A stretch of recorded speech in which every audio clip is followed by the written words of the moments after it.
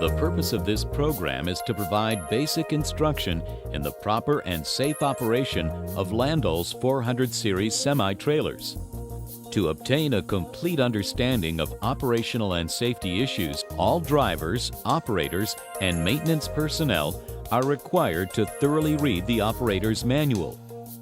Landoll 400 series trailers require a hydraulic power source to activate the traveling axle undercarriage and tilt bed functions. Hydraulic specifications are 2,500 psi maximum operation pressure, 17 gallons per minute operating flow, 30-gallon oil tank capacity, 3/4-inch hydraulic lines are required. A wet kit pressure relief valve is required. The trailer's pressure line is on the street side. The return line is on the curb side. Operation of the trailer in a manner other than as specified by this program and the operator's manual could result in costly damage to the trailer, personal injury, or death. Drivers are strongly encouraged to follow all industry-recommended procedures and safety practices during all phases of truck and trailer operation. Before hookup, it is important to do a complete walk-around inspection of the trailer. Look for oil leaks and hanging wires or hoses. Check the tires for proper inflation and excessive wear. Check the oil in the hubs and look for structural damage to the trailer and gooseneck.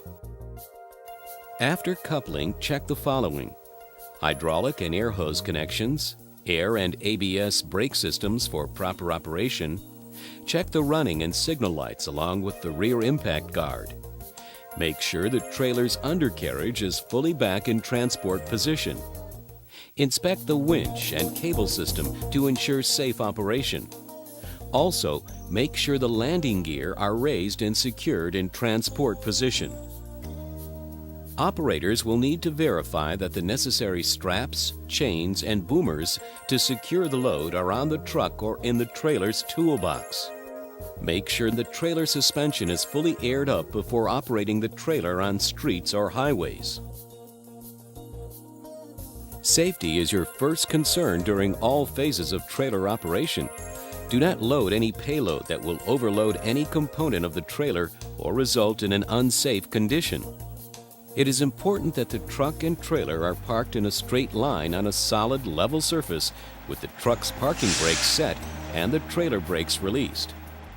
If the winch cable is connected to the lower deck, activate the winch, reel out some slack cable, and unhook the cable. To put an empty trailer in load position, use the remote control or the axle control lever on the control panel to move the undercarriage forward 5 to 8 feet or just behind the trailer's center of gravity. To ensure the trailer does not rock back, keep the undercarriage behind the trailer's center of gravity. Then raise the front of the trailer bed until the approach plate rests firmly on the ground. If the bed is fully raised but the approach plate does not contact the ground, move the axles forward until contact is made. Now alternate between moving the undercarriage forward and lowering the trailer bed.